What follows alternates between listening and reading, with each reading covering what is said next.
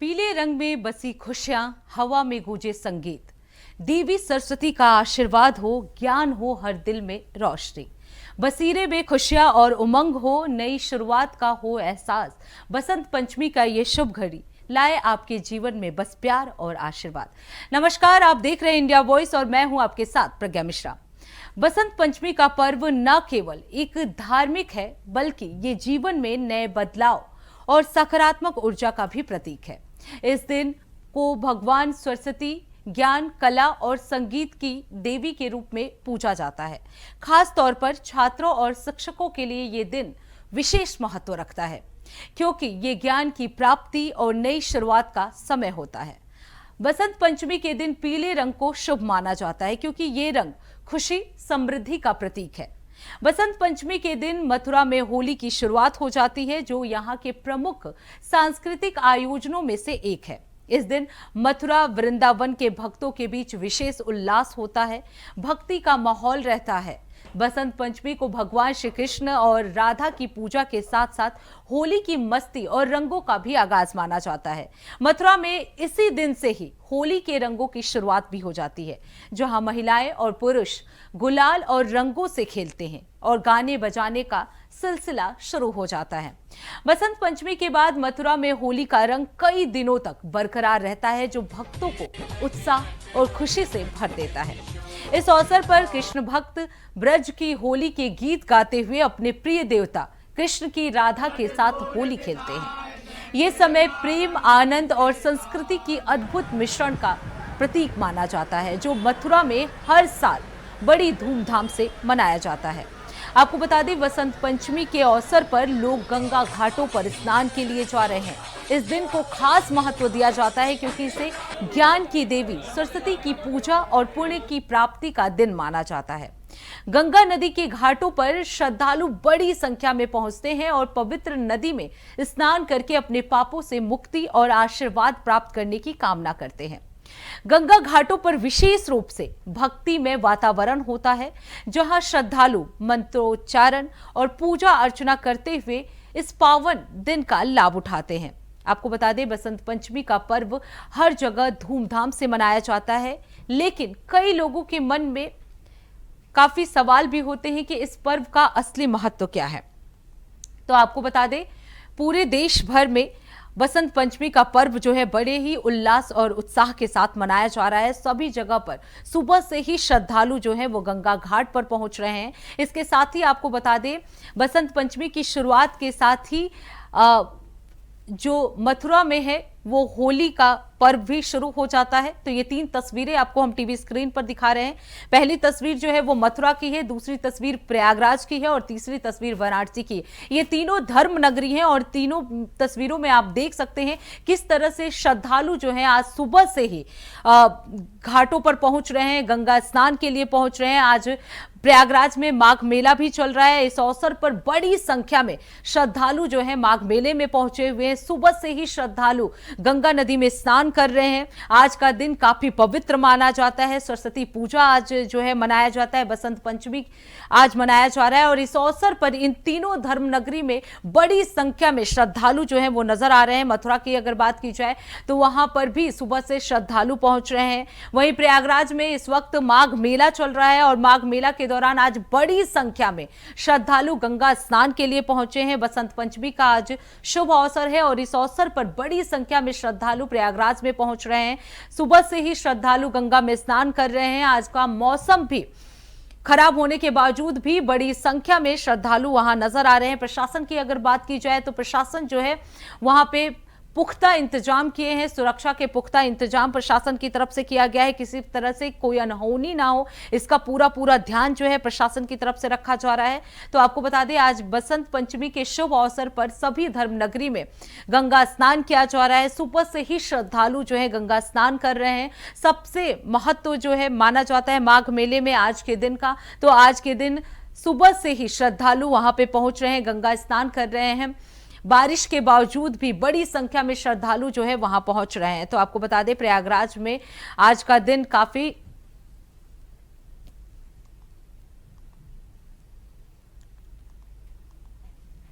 तो आपको बता दें, विशेष रूप से भक्तिमय वातावरण होता है जहां श्रद्धालु मंत्रोच्चारण और पूजा अर्चना करते हुए इस पावन दिन का लाभ उठाते हैं। बसंत पंचमी का पर्व हर जगह धूमधाम से मनाया जाता है, लेकिन कई लोगों के मन में यह भी सवाल होता है कि इस पर्व का असली महत्व क्या है। इस बारे में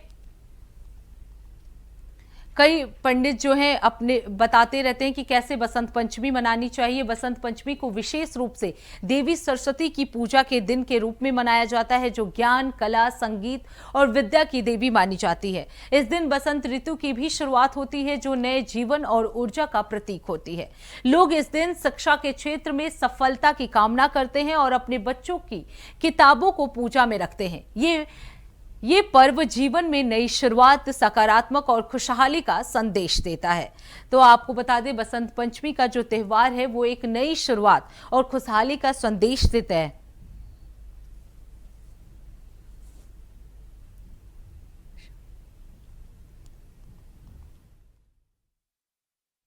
वहीं इस खास अवसर पर हमारे साथ पंडित जी अशोकानंद विसर्ग धाम से हमारे साथ जुड़ चुके हैं। पंडित जी, बहुत बहुत स्वागत है आपका हमारे इस खास कार्यक्रम में।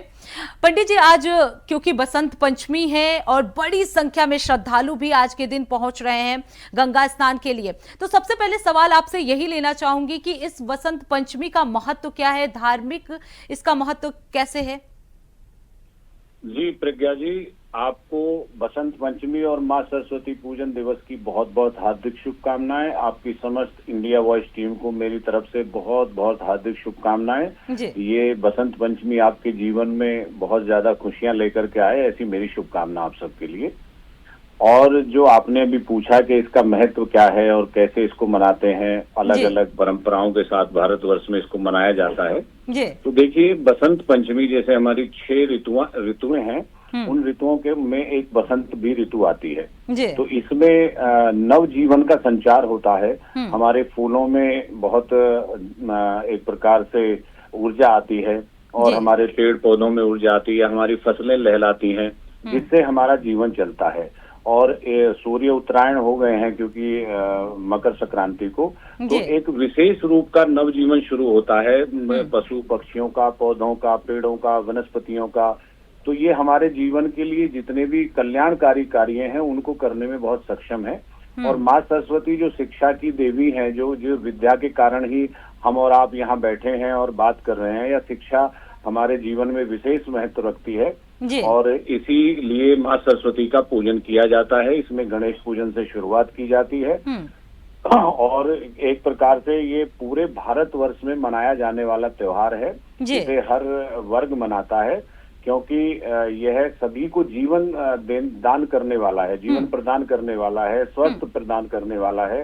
तो इसी प्रकार से लोग गंगा में पंडित जी, सवाल ये भी है कि बसंत पंचमी के दिन सरस्वती पूजा का क्या कुछ महत्व होता है, क्यों सरस्वती पूजा की जाती है, और सबसे बड़ी बात है इस दिन पीले वस्त्र का क्या महत्व है? जी जी जी जी, बिल्कुल आपने सही सवाल किया। देखिए, क्या है कि सरस्वती जो है वो विद्या की देवी है। हमारी जो बौद्धिक स्थिति है वो सरस्वती माँ की कृपा से ही आगे बढ़ती है।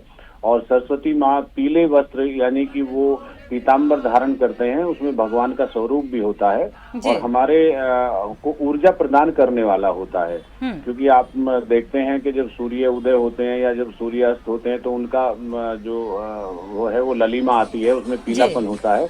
तो पीला रंग जो है वो हमारी ऊर्जा का प्रतीक है और इसलिए पीला वस्त्र धारण किया जाता है, उपटन लगा करके स्नान किया जाता है। और इसको एक ऋषि पंचमी भी बोलते हैं। तो इस दिन लोग संकल्प लेते हैं, प्रण करते हैं कि हमारे जीवन में जो भी आज तक नेगेटिविटी रही है, हमारी मन में रही है या सोच में रही है, वो नेगेटिविटी हमारी दूर हो और नए ऊर्जा का, नई बुद्धि का विकास हो। और हम अपने बच्चों की शिक्षा के लिए भी ये पर्व मनाते हैं और हमारी बुद्धि भी तीक्ष्ण रहे, हम किसी भी कार्य को करने में सक्षम रहें, और वो शिक्षा के आधार पर ही होता है, क्योंकि शिक्षा ही सर्वोपरि है। शिक्षा से ही हमारा देश, हमारे समाज, हमारा परिवार, हमारा शरीर सब शिक्षा के द्वारा ही चलता है। तो इसलिए शिक्षा पर विशेष रूप से हमारा एक बल रहता है। तो इसलिए माँ सरस्वती की कृपा विशेष रूप से जिसके ऊपर हो जाती है तो वह व्यक्ति इस संसार में बहुत ज्यादा ऊर्जा प्राप्त करके अपने जीवन के उच्च लक्ष्य को प्राप्त करने का सामर्थ्य रखता है। बिल्कुल। तो ये सब आचार्य जी, अगर पूजा और विधि विधान की बात की जाए तो आज के दिन किस तरह से पूजा की जानी चाहिए और स्नान का क्या महत्व है आज के दिन का? देखिए, आज 7 बजे से और 12:52 तक का 5 घंटे का ये मुहूर्त है जी। और इसमें विधि विधान यही है कि आप माँ सरस्वती का पूजन करें, उनको माल्यार्पण करें और उनको उबटन लगाएं, पीली हल्दी का तिलक करें और उसके बाद में अक्षत वगैरह से गणेश भगवान जी को साथ रख करके पूजन करें, क्योंकि ये गणेश पूजन भी होता है। और अपने जो इष्ट हैं, जो हमारे द्वारा बताए जाते हैं, जो इष्ट होते हैं हमारे, उनका भी हम पूजन करें ताकि हमारे ऊपर सबकी कृपा बनी रहे और हम अपने जीवन में एक नई ऊर्जा का संचार कर सकें और अध्यात्म के जीवन पर चल के स्वयं को जानने की हम कोशिश करें। और हमारे ऊपर जितनी भी अनिष्टकारी, जैसे हमारे जीवन में क्या होता है कि कई बार हमारे को नजर लग जाती है, किसी की हाय लग जाती है, क्योंकि हर व्यक्ति हमें सही नजर से नहीं देखता है। तो हमारे जीवन में जो हमारे मतलब उच्च लक्ष्य होते हैं उनमें रुकावटें होती हैं। तो उसी के लिए संकल्प किया जाता है कि माँ, यदि मेरे से कोई गलती हो गई है और या मैं किसी भी प्रकार से आपका पूजन कर रहा हूँ तो मुझे आशीर्वाद प्रदान करें कि मैं देश सेवा के लिए, धर्म सेवा के लिए और परिवार की सेवा के लिए पुनः एक नवजीवन प्राप्त करके और फिर आगे कार्यरत रहूं, ऐसा हम आशीर्वाद प्राप्त करते हैं। जी, यानी नेगेटिविटी को हटाकर पॉजिटिविटी की ओर जाने के लिए माँ सरस्वती की पूजा करनी चाहिए। पंडित जी, एक सवाल ये भी है, क्योंकि आज ही के दिन से मथुरा में जो है होली की शुरुआत हो जाती है, इसके पीछे की वजह क्या है? क्यों आज के दिन से ही होली मनाया जाता है? जी हाँ, बिल्कुल, आपने ये भी सही सवाल किया है, क्योंकि मथुरा में फागोत्सव शुरू हो जाता है। फाग जो होता है उसको फागोत्सव कहते हैं और फागोत्सव शुरू हो जाता है। फूलों की होली मथुरा में खेलनी शुरू की जाती है, क्योंकि इस मौसम में सरसों के पीले फूल और बहुत सारे ऐसे पुष्प होते हैं जिनसे हम होली खेलना शुरू करते हैं मथुरा के अंदर। और रंगों का त्योहार है होली, तो रंग बिरंगे फूल खिलने शुरू हो जाते हैं बसंत पंचमी के बाद में। और बसंत ऋतु जो है वो बहुत ही खूबसूरत और बहुत ही एक ऊर्जा लेकर के आने वाली ऋतु होती है। तो लोगों में हर्षोल्लास आ जाता है, फाग का मन अपने आप ही वहां से हर्षोल्लासित होता है और फाग खेलने का मन करता है। तो पुष्पों से होली खेलते हैं और ऐसे में सरसों के पीले फूल खेतों में आज लहला रहे हैं, गेहूं की बालियां लहलाती है, फसल हमारी जो हमें जीवन प्रदान करती है, हमारे लिए अन्न देती है ये ऋतु। तो इसलिए वहाँ फागोत्सव शुरू होता है और कई प्रकार की खुशियों को मनाने के लिए फागोत्सव की शुरुआत आज से मथुरा में हो जाती है। बिल्कुल आचार्य जी, जिस तरीके से आपने बताया कि आज से ही फाग की शुरुआत हो जाती है, लेकिन अगर धार्मिक महत्व की बात की जाए श्री कृष्ण के होली खेलने की, उसको लेकर क्या कुछ कहानी है? किस तरह से लोग इसे मनाते हैं? जी, मथुरा में क्योंकि होली का जो पर्व है वो विशेष रूप से राधा कृष्ण को ही एक प्रकार से इंगित करता है।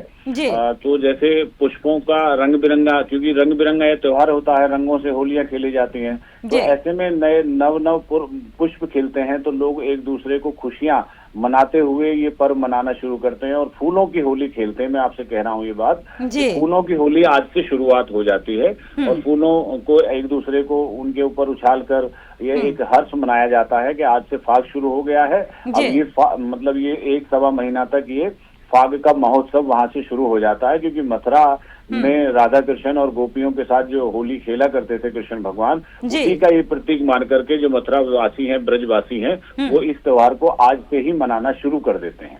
बिल्कुल आचार्य जी, अगर बात की जाए, क्योंकि आपने जैसे बताया कि फाग महीने की शुरुआत हो जाती है, नए फूल खिलते हैं और इसीलिए फूलों की जो होली है उससे शुरुआत होती है, लेकिन अगर आज की बात की जाए, क्योंकि माघ मेला जो है वो प्रयागराज में भी चल रहा है, उसमें इस स्नान का क्या महत्व होता है आज के दिन का?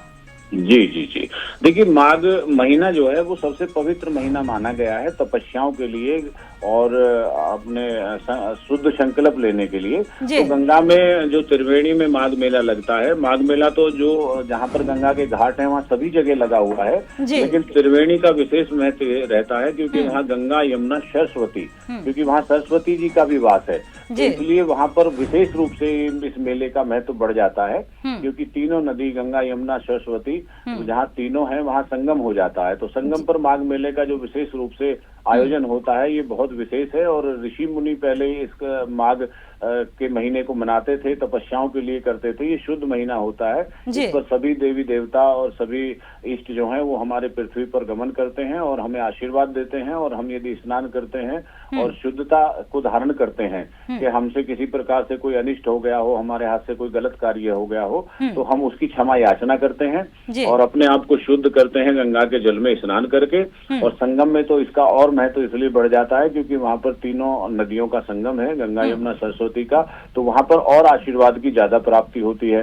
तो इसलिए माघ मेले का विशेष महत्व है। और माघ में ये जो आज भी एक स्नान है बसंत पंचमी का, तो यहाँ पर एक विशेष स्नान होता है। यहाँ पर हर श्रद्धालु स्नान करता है और ये बड़े भाग्य से स्नान करने का मौका मिलता है। तो मेरी अपील ये रहेगी सभी से कि जो जितने भी ज्यादा से ज्यादा लोग जा सके वहां जाएं और स्नान करें और अपने जो भी कोई गलत कार्य हमसे हो गए हैं या किसी भी प्रकार से हमसे नेगेटिविटी हमारे अंदर है तो उसको दूर करने के लिए आप गंगा स्नान करेंगे तो आपको आपका मन सुफूर्तिदायक होगा, आपको मंगल कामना मिलेगी, आपको शुभ आशीर्वाद मिलेगा और माँ गंगा आपके ऊपर कृपा करेगी, जिससे आपके जीवन की यात्रा निरंतर गंगा जल की तरह बहती रहे। बिल्कुल बिल्कुल आचार्य जी, क्योंकि आज के दिन में जो स्टूडेंट है उनके ऊपर काफी प्रेशर होता है। आने वाले समय में चाहे मार्च अप्रैल जो ये मंथ होता है वो एग्जामिनेशन का होता है। ऐसे में अगर बात की जाए स्टूडेंट के लिए, अगर आप कोई सजेशन देना चाहिए, आज के दिन क्या करना चाहिए, कैसे पूजा करना चाहिए, माँ सरस्वती की आराधना कैसे करनी चाहिए? जी जी बिल्कुल, बहुत अच्छी बात आपने कही है क्योंकि अभी जो परीक्षाएं शुरू होने वाली हैं और बच्चों पर प्रेशर होता है, ये बहुत अच्छी बात आपने कही है। और बच्चे आजकल बहुत प्रेशर में भी रहते हैं पढ़ाई को लेकर के। तो मैं उन बच्चों से ये कहूंगा कि सबसे बड़ा धैर्य हमारे जीवन में होता है कि धैर्य रखें और किसी भी प्रकार से घबराएं नहीं और किसी भी प्रकार के अपने मानसिक स्तर को गिराएं नहीं। आप प्रातः काल में उठें, आज के दिन जैसे उठे हैं या अभी भी आप जो सो के जगते हैं, कई बार लेट जगते हैं, तो सूर्य भगवान को जल अर्पण करें और माँ सरस्वती का ध्यान करें और माँ सरस्वती से आशीर्वाद प्राप्त करें, स्नान करें, अपने माता पिता के चरण छुएं क्योंकि माता पिता का आशीर्वाद ही सर्वोपरि होता है और उन्हीं के द्वारा यदि हमें आशीर्वाद प्राप्त होता है तो हम अपने जीवन में कदापि किसी भी परीक्षा में फेल नहीं हो सकते। तो दूसरी बात यह है कि हमें गाय को रोटी खिलानी चाहिए, गाय के चरण छूने चाहिए और अपने घर में जितने भी बुजुर्ग हैं सभी के चरण छूने चाहिए और सबसे आशीर्वाद प्राप्त करना चाहिए क्योंकि जो छोटा आशीर्वाद भी होता है वो भी हमारे लिए फलीभूत होता है। तो बच्चों के लिए मेरा ये विशेष रूप से अनुरोध है कि वो प्रातःकाल स्नान करें और माँ सरस्वती का ध्यान करें और अपने बुजुर्गों के पैर छुएं, अपने माता पिता के पैर छुएं, अपने गुरुजनों के पैर छुएं और माँ सरस्वती का आशीर्वाद लेकर के अग्रिम आने वाली परीक्षाओं के लिए आप तैयार रहेंगे। आपकी मनोवृत्ति ठीक रहेगी, आपकी मानसिकता ठीक रहेगी और आप जब ऐसा आशीर्वाद प्राप्त कर लेंगे तो आप जीवन के शारीरिक, मानसिक, आध्यात्मिक और सामाजिक लक्ष्य को प्राप्त करके अपने जीवन के उच्च लक्ष्य को प्राप्त कर सकते हैं। बिल्कुल बिल्कुल बिल्कुल आचार्य जी, आपने बड़े अच्छे से समझाया कि किस तरह से स्टूडेंट को स्ट्रेस फ्री होकर एग्जामिनेशन की तैयारी करनी चाहिए, एक धार्मिक शुरुआत करनी चाहिए ताकि आपके अंदर भी पॉजिटिविटी हो। आचार्य जी, क्योंकि आपने जैसा बताया कि जब ये सरस्वती पूजन होती है या बसंत पंचमी की शुरुआत होती है तो एक सकारात्मक यानी पॉजिटिव एनर्जी जो है वो लोगों के अंदर आता है। इस पॉजिटिव एनर्जी को मेंटेन करने के लिए कैसे लोगों को काम करना चाहिए, किस तरीके से अपने लाइफ स्टाइल को बैलेंस करना चाहिए, कैसे मतलब धर्म को लेकर इसको मर्ज करके कैसे जीना चाहिए? देखिए, धर्म एक माला की तरह है और माला जब तक जुड़ी रहेगी तब तक जो मोती जुड़े रहेंगे तब तक वो माला बनी रहेगी। तो उस माला को बनाने के लिए परस्पर एक दूसरे का हमें सहयोग करना चाहिए, एक दूसरे की हमें सहायता करनी चाहिए और सभी के सुख दुख में हमें सम्मिलित रहना चाहिए और सब किसी भी प्रकार से हमें समाज से दूर नहीं होना चाहिए। हमें अपने जीवन में चाहिए कि हम एक दूसरे का यानी कि योगी बनो, उपयोगी बनो और सहयोगी बनो। पहले किसी योग्यता को हासिल करिए, फिर आप किसी का सहयोग करिए और फिर आप उसे उपयोग में लाइए। तो योगी बनो, उपयोगी बनो और सहयोगी बनो। आप किसी योग्यता को हासिल करें, फिर उससे आप उपयोग में लाएं और फिर सबका सहयोग करें क्योंकि सभी के भले में अपना भला होता है और सभी के हित में ही अपना हित छुपा होता है। जी। तो स्वहित के लिए जो जीता है वो बहुत अल्प समय तक नहीं मतलब वो रह पाता। जी। तो इसलिए मेरा कहना है कि सभी के साथ जिएं और सभी को परस्पर प्रेम करें और सभी के साथ में अच्छा व्यवहार करें। और आप ये कदापि ना घबराएं कि जो बुरे लोग हैं वो बहुत अच्छी तरक्की करते हैं, वो बहुत अच्छे आगे जाते हैं और हम अच्छा कार्य करते हुए पीछे रह जाते हैं। तो ऐसा कदापि ना सोचें अपने मन में, क्योंकि जो बुरे लोग हैं उनका अंत बुरा ही होता है हमेशा, और बुराई का अंत हमेशा बुरा रहा है और अच्छाई का अंत हमेशा अच्छा रहा है। आचार्य जी, क्योंकि वसंत पंचमी की शुरुआत हो गई है, जैसा आपने बताया कि मथुरा में फूलों की होली से शुरुआत होती है, तो अगर आने वाले दिनों की बात की जाए तो मथुरा में और क्या कुछ खास कार्यक्रम जो है इस अवसर पर होता है? देखिए, आज से शुरुआत हो गई है इस हर्षोल्लास की, इस फागोत्सव की, और ये फागोत्सव होली तक और ज्यादा अपने चरम पर जाता जाएगा और नए नए प्रकार के वहाँ कार्यक्रम आयोजन होते रहेंगे और सभी श्रद्धालु वहाँ जाकर के अपना सहयोग करेंगे और सभी दर्शन करने जाएंगे। तो ये फागोत्सव और ज्यादा वहाँ बढ़ेगा और बढ़ने के साथ साथ में ये पूरे जीवन आपको एक ऊर्जा देने वाला मतलब एक पर्व है होली का, और ये रंगों का त्योहार है। आपस में सब मिलते हैं, बैठते हैं, और रंगों का मतलब यही है कि समाज में हर वर्ग को आप मतलब हीन दृष्टि से ना देंगे, सभी समान हैं, क्योंकि सभी रंग जैसे होली पर हमारे शरीर पे चढ़ते हैं, हमारे कपड़ों पे चढ़ते हैं, तो वैसे ही हमारे मन में भी सभी के प्रति एक ही रंग होना चाहिए और के सभी रंगों को हमें अपनाना चाहिए। यानी कि सभी जाति के वर्ग को लोगों को हमें अपनाना चाहिए और सभी से प्रेम करना चाहिए, सभी की सहायता करनी चाहिए और एक खुशी के साथ एक कार्य हम करते हैं, किसी भी कार्य को जोर जबरदस्ती करते हैं और एक हम मन में खुशी के साथ करते हैं। बहुत से लोग हमसे ईर्ष्या करते हैं, लेकिन हमें उनसे भी अच्छा भाव रखना चाहिए, क्योंकि एक दिन उनका भी मन हमारे प्रति बदल सकता है।